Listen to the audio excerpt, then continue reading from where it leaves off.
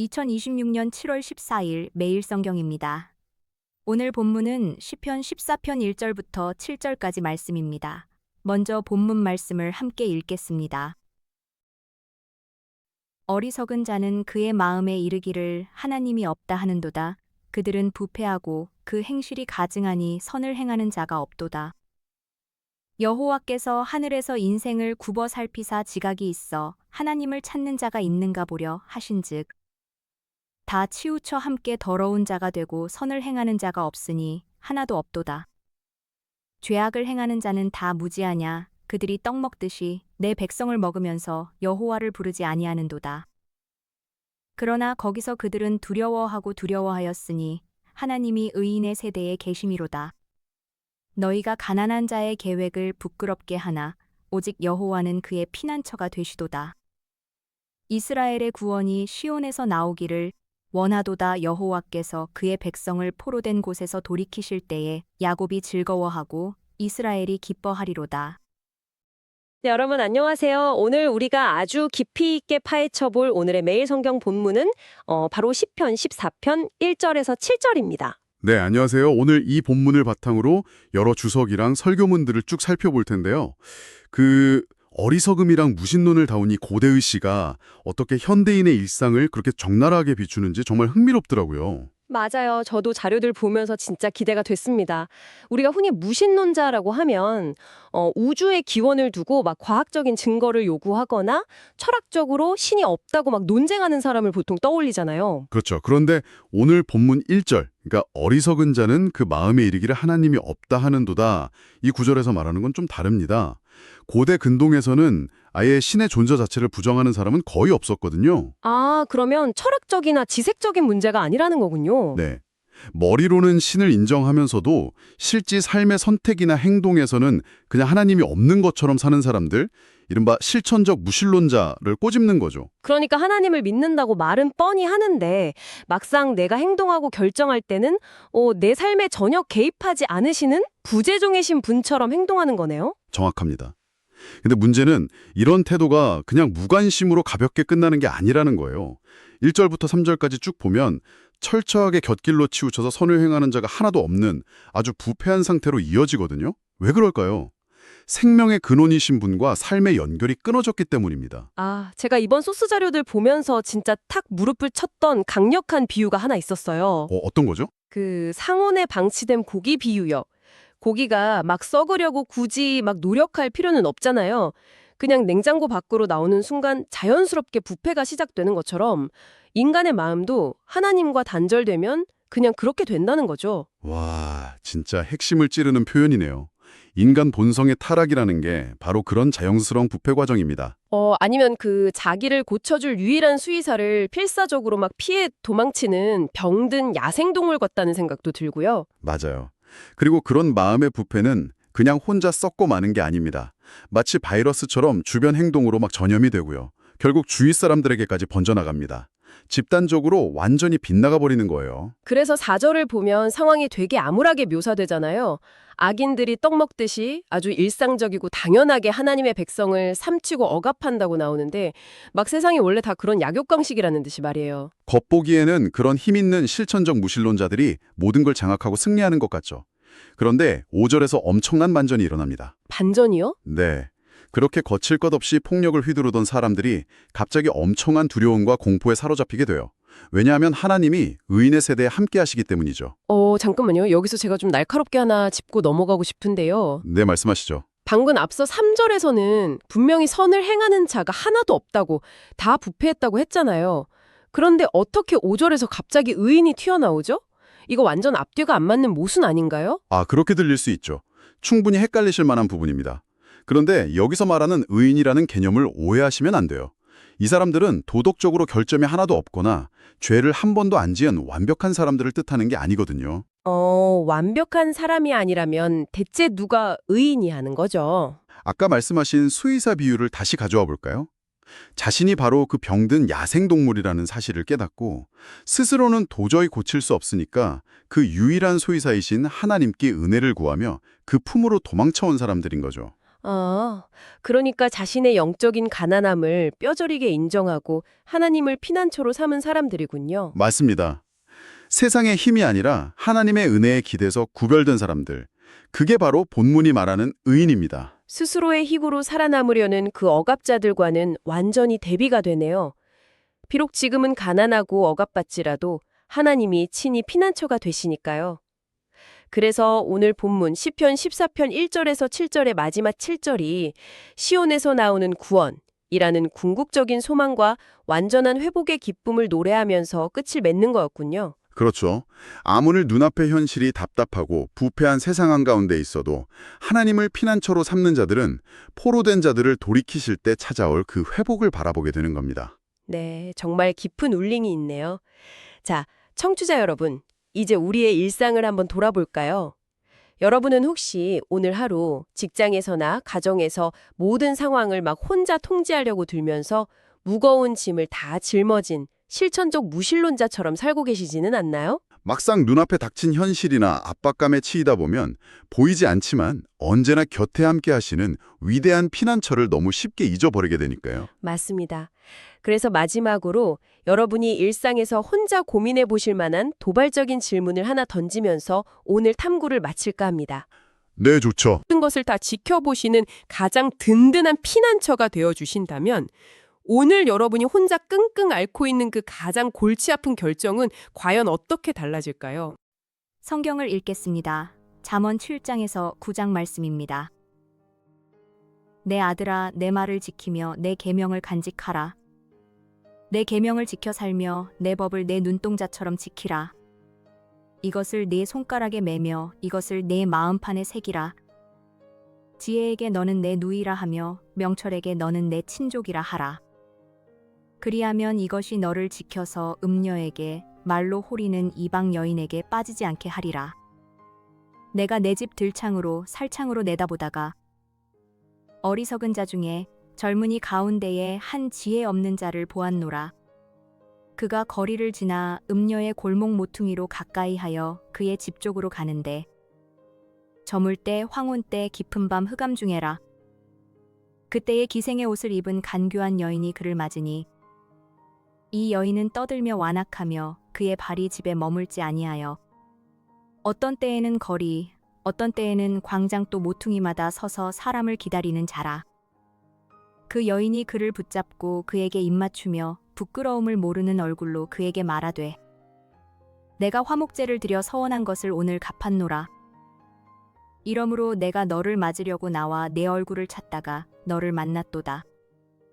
내 침상에는 요와 애굽의 문이 있는 이불을 폈고 모리앗과 침향과 계피를 뿌렸노라. 오라 우리가 아침까지 흡족하게 서로 사랑하며 사랑함으로 희락하자. 남편은 집을 떠나 먼 길을 갔는데 은 주머니를 가졌은즉 보름날에나 집에 돌아오리라 하여 여러 가지 고운 말로 유혹하며 입술에 호리는 말로 꿰므로 젊은이가 곧 그를 따랐으니 소가 도수장으로 가는 것 같고 미련한 자가 벌을 받으려고 쇠사슬에 매이러 가는 것과 같도다. 필경은 화살이 그 간을 뚫게 되리라. 새가 빨리 그물로 들어가되 그의 생명을 잃어버릴 줄을 알지 못함과 같으니라. 이제 아들들아, 내 말을 듣고 내 입의 말에 주의하라. 내 마음이 음녀의 길로 치우치지 말며 그 길에 미혹되지 말지어다. 대저 그가 많은 사람을 상하여 엎드러지게 하였나니 그에게 죽은 자가 허다하니라. 그의 집은 스올의 길이라 사망의 방으로 내려가느니라. 지혜가 부르지 아니하느냐, 명철이 소리를 높이지 아니하느냐. 그가 길가의 높은 곳과 내거리에 서며 성문격과 문 어귀와 여러 출입하는 문에서 불러 이르되 사람들아, 내가 너희를 부르며 내가 인자들에게 소리를 높이노라. 어리석은 자들아, 너희는 명철할지니라. 미련한 자들아, 너희는 마음이 밝을지니라. 너희는 들을지어다. 내가 가장 선한 것을 말하리라. 내 입술을 열어 정직을 내리라. 내 입은 진리를 말하며 내 입술은 악을 미워하느니라. 내 입의 말은 다 의로운즉 그 가운데에 굽은 것과 패역한 것이 없나니 이는 다 총명 있는 자가 밝히 아는 바요 지식 얻은 자가 정직하게 여기는 바니라. 너희가 은을 받지 말고 나의 훈계를 받으며 정금보다 지식을 얻으라. 대저 지혜는 진주보다 나음으로 원하는 모든 것을 이에 비교할 수 없음이니라. 나 지혜는 명철로 주소를 삼으며 지식과 근신을 찾아 얻나니 여호와를 경외하는 것은 악을 미워하는 것이라. 나는 교만과 거만과 악한 행실과 패역한 입을 미워하느니라. 내게는 계략과 참 지식이 있으며 나는 명철이라 내게 능력이 있으므로 나로 말미암아 왕들이 치리하며 방백들이 공의를 세우며 나로 말미암아 재상과 존귀한 자 곧 모든 의로운 재판관들이 다스리느니라.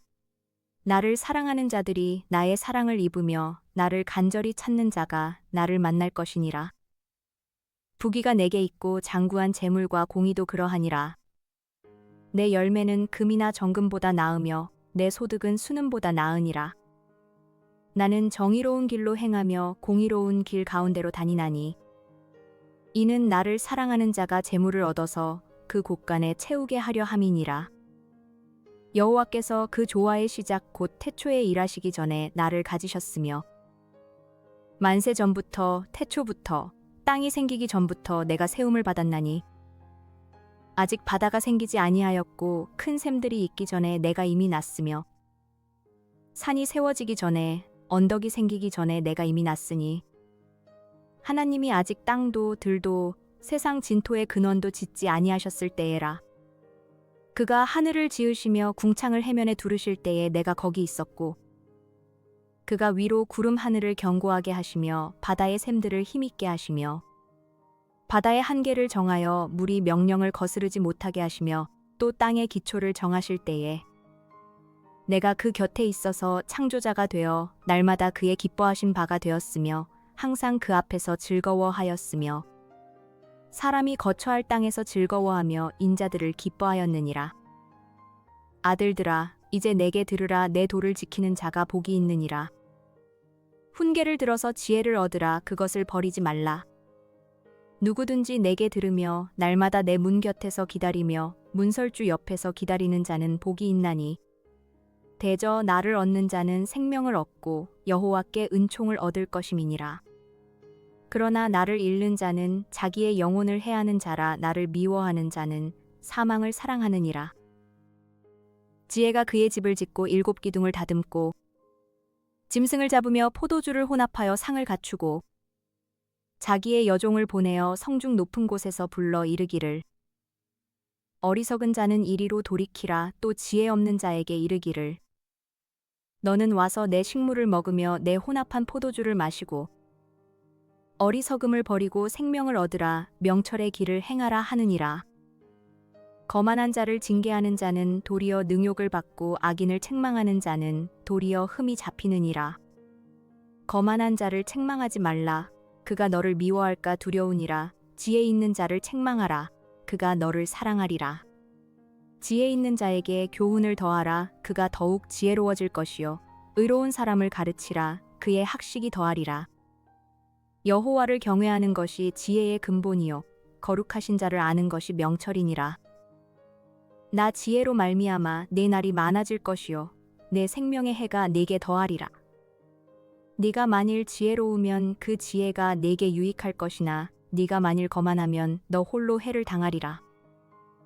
미련한 여인이 떠들며 어리석어서 아무것도 알지 못하고 자기 집 문에 앉으며 성읍 높은 곳에 있는 자리에 앉아서 자기 길을 바로 가는 행인들을 불러 이르되 어리석은 자는 이리로 돌이키라. 또 지혜 없는 자에게 이르기를 도둑질한 물이 달고 몰래 먹는 떡이 맛이 있다 하는도다.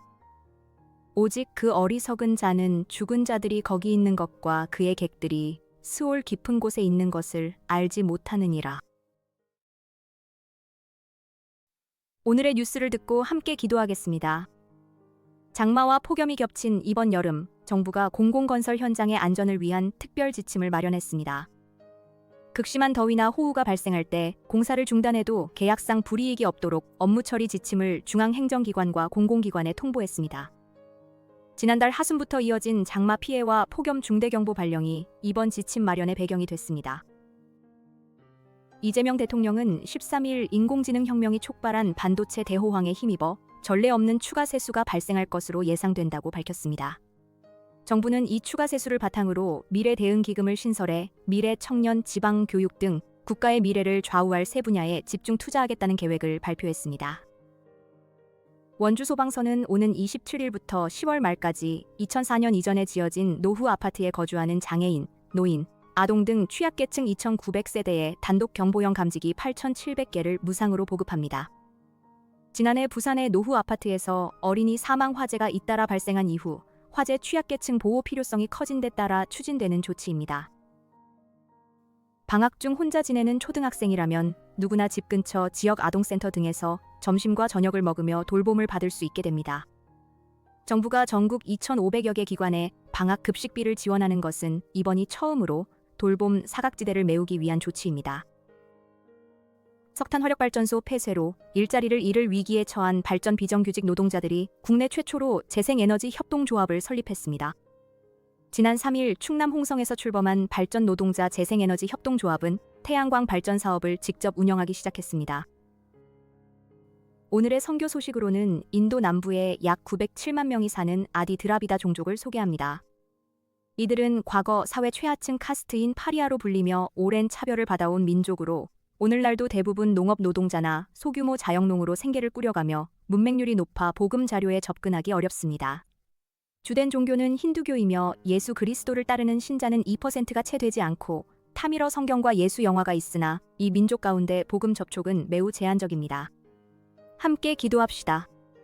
폭염과 장마 속 건설 현장과 야외 노동 현장에서 일하는 모든 노동자를 지켜주시고 안전 지침이 현장에서 실질적으로 지켜져 단 한 명의 생명도 더위에 꺼지는 일이 없도록 보호하소서. 발전소 폐쇄로 일자리를 잃을 위기에 처한 노동자들과 새로운 길을 개척하는 이들에게 하나님의 지혜와 용기를 더하여 주시고 이 땅에서 일하는 모든 사람들이 인간의 존엄을 지키며 생계를 꾸릴 수 있도록 인도하소서. 방학 중 홀로 남겨진 아이들과 생계를 위해 일터로 나가야 하는 부모들의 가정을 주님이 붙들어 주시고 돌봄이 필요한 자리마다 따뜻한 공동체와 손길이 함께하게 하소서. 노후 주거지에 사는 장애인과 노인, 아동 등 취약계층이 화재로부터 안전하게 보호받게 하시고 나라의 경제 정책이 미래 세대와 소외된 이들에게도 실질적인 혜택으로 이어지도록 인도하소서. 인도 아디 드라비다 종족 907만 명에게 타밀어로 전해지는 복음의 문이 활짝 열리게 하시고 현지 그리스도인들이 이들과 친구가 되어 교육과 생계를 함께 나누며 예수님의 사랑을 증거하게 하소서. 나라와 민족, 열방, 선교지와 섬기는 교회를 위해 기도합시다.